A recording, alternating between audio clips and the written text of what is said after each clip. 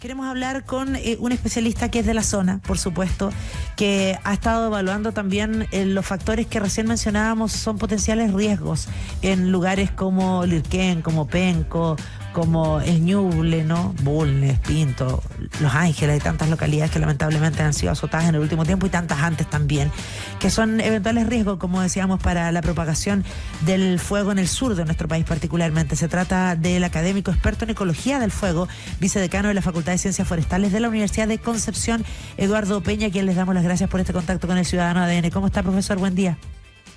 Muy buenos días. Gracias por la invitación, pues. Bueno, primero a partir preguntándole cómo está usted, su familia. Entendemos que esto al final en regiones, y los que somos regiones sabemos cuando afecta a alguien, siempre uno tiene un conocido, un familiar, un alumno en su caso, y ha sido una situación bien compleja la que se está viviendo, pues. Sí, afortunadamente desde el punto de vista de alumnos hemos tenido pocos casos, un par de casos, así que hemos tenido suerte en esta oportunidad. Fue peor en otras situaciones de Santa Juana, por ejemplo. Bueno, vamos a entrar en materia, qué bueno, celebrando que está todo más o menos bajo control desde ese punto de vista, profesor. En el sur se habla mucho de estas zonas boscosas, ¿no? Efectivamente, y de cómo debiera haber una regulación que hable de los cortafuegos, de cómo se tienen los cables. También ha habido algunas teorías al respecto a propósito de que hay algunos intereses de por medio. Sabemos que esto es parte de una investigación que se está desarrollando, pero ¿hay efectivamente un escenario que es como caldo de cultivo para que estos incendios forestales crezcan y se propaguen tan rápido? Es que, a ver, la fotosíntesis genera biomasa todos los años, se crece. Cualquier ecosistema crece todos los años y va acumulando, en el fondo, parte de eso va muriendo, y lo que muere es lo que facilita el inicio del incendio, porque es un material que puede estar seco en el verano, y con el cambio climático ese proceso de ignición ocurre más rápido y lógicamente el proceso siguiente, que es la combustión, también es más rápido, y eso hace que sea difícil controlar.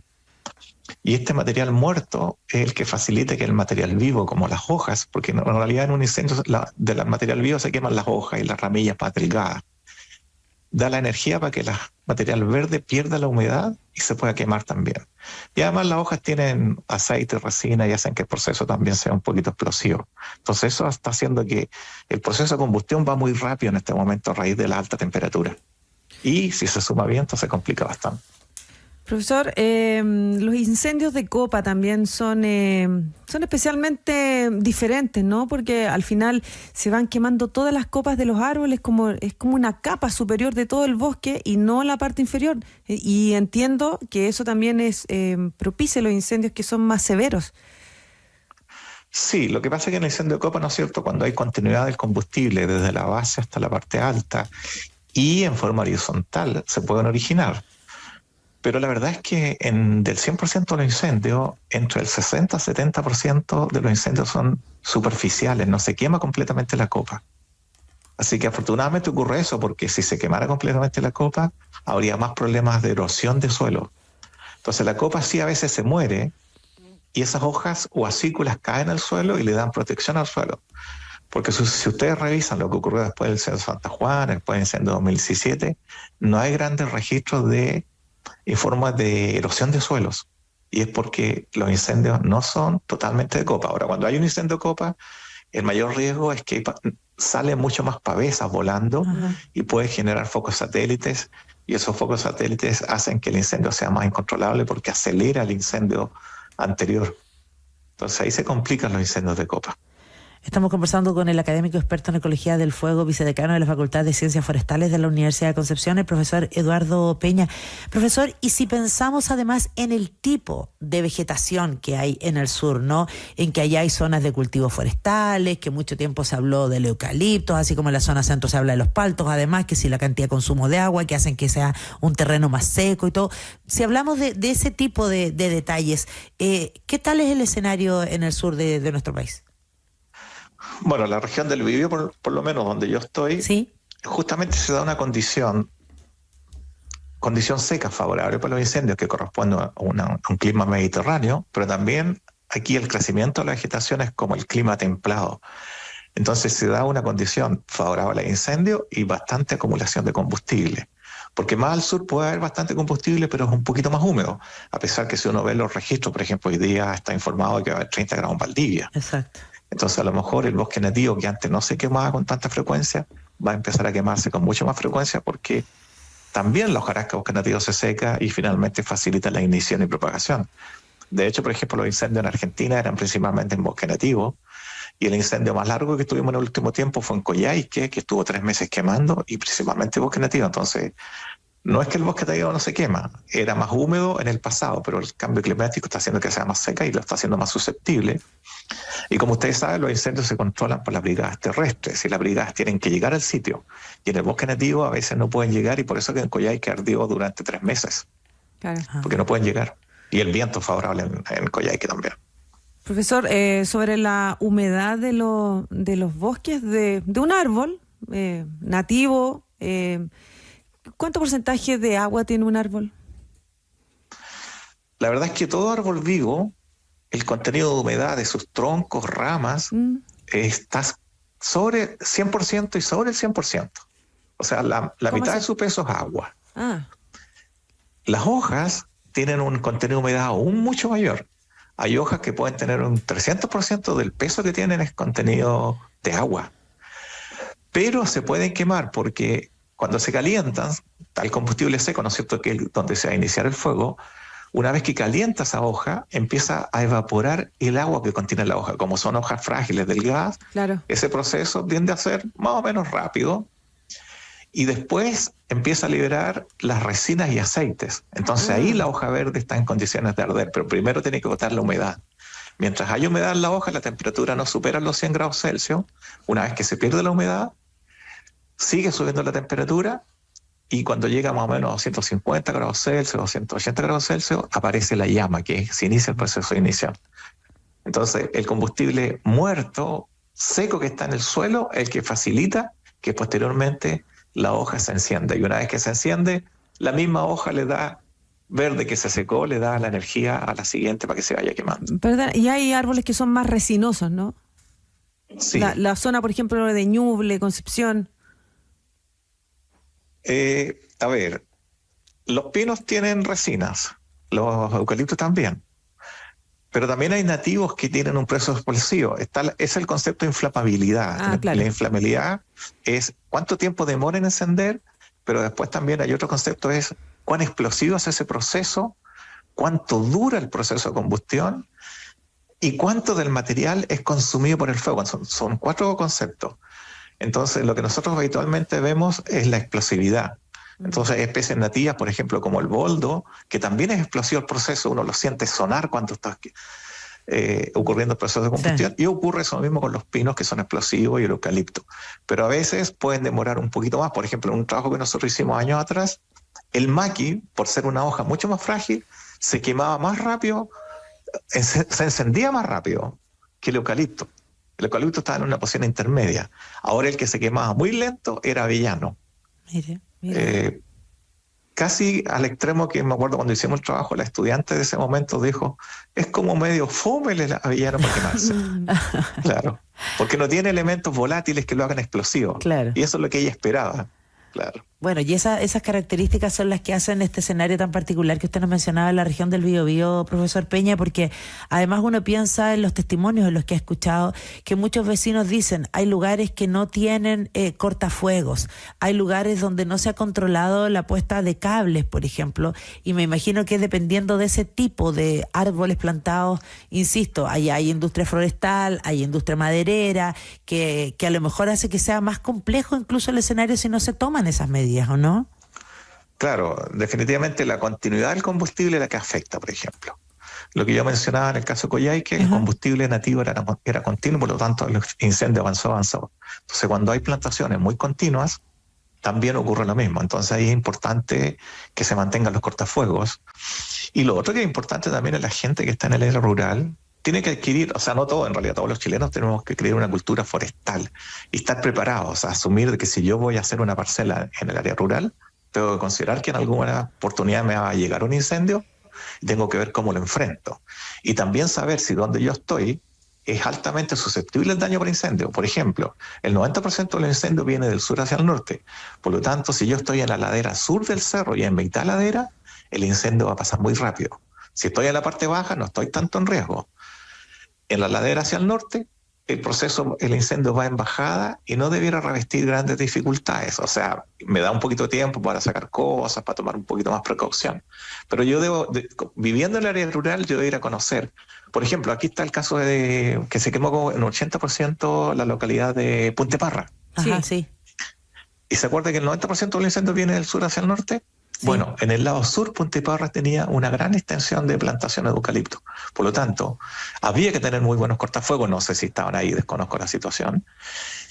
Y si hay buenos cortafuegos, aún estoy en riesgo porque el fuego salta a 500 metros, 1000 metros. Y por lo tanto, yo tengo que tener limpia la ciudad, la comunidad, mi patio. Si no lo tengo limpio, puede estar el mejor cortafuego disponible, pero me va a llegar volando. Entonces, para mí es súper importante saber, en el caso del incendio de Lirquén, cuál fue la primera casa que se quemó. ¿Por qué se quemó? Porque le llegó el fuego avanzando por la superficie del suelo o porque llegó por una pavesa. Claro. Entonces ahí hay que trabajar, que la comunidad tiene que mantener limpios sus patios y todos los techos, por ejemplo. O sea, hay que repensar tanto la industria como la habitabilidad de la ciudadanía. Claro. Yo eso en Estados Unidos se le llama la prevención parte por casa. Si yo tengo limpio mi casa, me pueden llegar cientos de pavesas y no pasa nada. No pasa nada, claro. Entonces, esa es la cultura que tenemos que tener. Estoy en un área donde me van a llegar muchas pavesas, tal vez. Perfecto, tengo que estar bien preparado para esto. Incluso hasta poner aspersores, de manera que empezó el incendio, yo pongo los aspersores a funcionar. Ahora, el problema que hay en las casas rurales, por ejemplo, que dependen de la electricidad para las motobombas. Claro. Entonces, no le funciona el sistema. Claro. Entonces, habría que considerar todos esos elementos. Pero si estoy en el área rural, en algún momento va a pasar un incendio. Profesor Eduardo Peña, tú eres experto en ecología del fuego. Háblame del fuego. ¿Cómo apago el fuego? Bueno, como dije, el esfuerzo que hacen las brigadas de combate es controlar el incendio, es decir, que no continúe propagándose. Ajá. Si tengo agua y tengo tiempo, tengo recursos, lo puedo extinguir. Pero si no, una vez que lo controlo, yo tengo la brigada lista para ir al otro incendio, porque si hay un incendio no es problema. Pero normalmente aquí en los días de verano pueden haber hasta 30 incendios en un solo día. Claro. Entonces el objetivo es controlar que no se siga propagando. Entonces después sigue habiendo fuego entre medio, hay tocones que siguen ardiendo, hay otros puntos que se vuelven a quemar, pero ya el fuego no se escapa. Entonces ahí no habría que asustarse tanto. Si el problema es cuando el fuego va avanzando, impulsado por el viento, impulsado por el propio viento que crea un incendio de alta intensidad, porque acelera el viento y baja la humedad relativa y aumenta la temperatura. O sea, un poco ahí, cuando es un gran incendio como el que nos afectó, regula las condiciones del microclima cercano al incendio. Y por eso es que se torna más compleja la situación. Sí, de hecho en Senapred en algún momento hablaban de unos 23 incendios activos de manera simultánea en las distintas regiones y eso es lo que a lo mejor complica el combate. Profesor Peña, hay distintos tipos de incendios, usted nos estaba explicando recién, y escuchábamos testimonios de personas que eran voluntarios de bomberos, incluso que nos decían, a propósito de que se reactivan focos, que a veces queda fuego subterráneo, ¿no? Este fuego que queda en las capas más bajas del suelo. ¿Cómo se combate aquello? ¿Hay que humedecer? ¿Hay que bajar la temperatura? ¿Cómo se detecta? Bueno, me imagino los especialistas tendrán las herramientas, pero ahí hay un riesgo además inminente.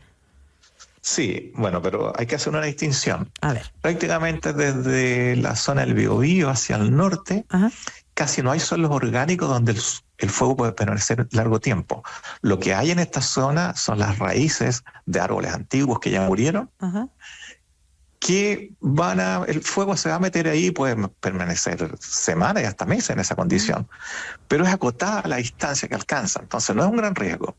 Pero si nos vamos a la zona de Valdivia y al sur de Valdivia, allí sí hay suelos orgánicos, que lógicamente ya es más húmedo y se mantenían húmedos en realidad, y no ardían. El problema es que cuando se secan, tal como la sequía que está avanzando hacia el sur, el fuego es capaz de entrar a esos suelos y ahí definitivamente hay que entrar con retroexcavadora a hacer la línea de control, porque en esta zona los combatientes raspan el suelo nada más del material combustible, pero en el sur hay que entrar con retroexcavadora y a veces hay que hacer limpieza hasta medio metro, 70 centímetros, 1 metro hacia abajo. Eso porque son los restos orgánicos de raíces, no sé, todo lo que hay ahí. Claro. No, pero las raíces vivas no se queman, sí, el material, la hojarasca que cayó y formó un material orgánica. Harto. El material vivo no se quema. Mira. Por eso cuando dicen que la leña cuando está verde no funciona, genera puro humo, ¿no? Exactamente. Okay. Porque, por ejemplo, la leña tiene un 100%, la madera viva tiene un 100% Sí. de contenido de humedad. Para que pueda venderse como leña, que pueda arder, tiene que tener bajo un 30%. Pero lo ideal es la leña bajo 20%, que es la leña certificada y que va a arder sin ningún problema. Claro. Entonces un árbol vivo no se queman las ramas más delgadas, pero las gruesas no, por eso que los troncos siguen intactos ahí. Y algunos siguen vivos, si tienen corteza gruesa siguen vivos y rebrotan desde esa condición. ¿Cuánto daño causa el fuego al suelo? ¿Ya ese suelo no se puede usar en cuánto tiempo? No, el suelo sufre poco daño. Afortunadamente, los grandes incendios pasan rápido. ¿Ya? Y la energía la liberan en más de un 90% hacia la atmósfera. No calientan el suelo mucho, sino que lo que hacen es quemar todo el follaje. Entonces, eso es algo positivo de los incendios que pasan rápido. La energía se libera hacia la atmósfera. Entonces, por ejemplo, en algunas zonas usted puede ver de que a la primavera siguiente no salió pasto, significa que el suelo se calentó bastante, sobre 60 grados Celsius, porque las semillas se destruyen a esa temperatura. Pero si sale mucho pasto en primavera, significa que el suelo no se calentó mucho. Entonces sí es impactante lo que ocurrió en la parte aérea. Cuando se pierden las hojas y hay incendios de copa, lo que mencionábamos al principio. Ahí sí que es impactante. Pero muchos de los árboles a veces están vivos. Lo que sabemos nosotros es que los árboles que tienen más de 30 centímetros siguen vivos, y los que son menores a 15, esos árboles sí mueren, pero rebrotan desde abajo. Afortunadamente el bosque nativo tiene esa capacidad de rebrote. Profesor Eduardo Peña, en su calidad de académico, experto en ecología del fuego, vicedecano de la Facultad de Ciencias Forestales de la Universidad de Concepción, ¿qué valoración le da a la pronta aprobación de la ley de incendios que, recordemos, sigue en el Senado, se le dio urgencia, pero no ha sido puesta en tabla? Porque hace algunos días lo comentábamos gracias a que la CONAF, por ejemplo, ha reiterado que hay una prohibición de uso de fuego, de manipulación de fuego en áreas protegidas. Se ha detenido a ciudadanos que con un cigarrillo, que lo que sea que pueda ser riesgoso en ciertos lugares. Pero ¿qué pasa con el resto del país y precisamente con esta ley que sería un avance, sería un aporte? Incluso algunos apuntan al tema del cambio de suelo, que puede ser un desincentivo para propiciar incendios. Y lo doy como un dato. En España, en México, por ejemplo, existen leyes donde está prohibido el cambio de uso de suelo después de un incendio forestal por 20 años, por 30 años, y eso ha hecho bajar considerablemente el número de incendios en esos países. Bueno, si es que esa era la causa, lógicamente va a tener un efecto. Ahora, yo no tengo muy claro que aquí sea una causa importante. Por ejemplo, a veces aquí en Chile se da mucha importancia a las quemas y se suspenden las quemas, pero la verdad es que las quemas a veces explican como el 5% de los incendios, y probablemente con respecto al daño la explicación sea similar. Pero entonces, no es más vale caso, prevenir, profesor, claro, antes que se pongan creativos, digamos. No, sin duda Claro. que ayuda, la ley ayuda, pero ayuda mucho en lo que signifique de que yo esté obligado a manejar el combustible, reducir el combustible, hacer cortafuegos, para evitar que el incendio que parta en mi propiedad pase a la del vecino.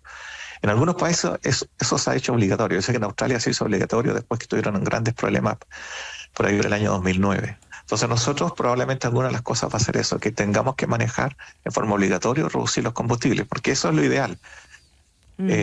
Porque los grandes incendios van a ocurrir sí o sí, claro. Y el número de incendios en Chile casi no varía. Todos los años tenemos casi en promedio 7.500 incendios. Entonces lo único que está esperando el incendio es que esté en las condiciones favorables de temperatura, de la topografía del lugar, del momento en que ocurrió, que no hay posibilidad de llegar y se transforma en un gran incendio. Si uno revisa los datos, aquí en Chile se habla de incendio de magnitud, y los incendios de magnitud son como el 1% total del incendio, pero ellos explican casi el 65% del daño. Entonces, si supiéramos cuándo van a ocurrir esos incendios de magnitud, podríamos reducir significativamente el daño.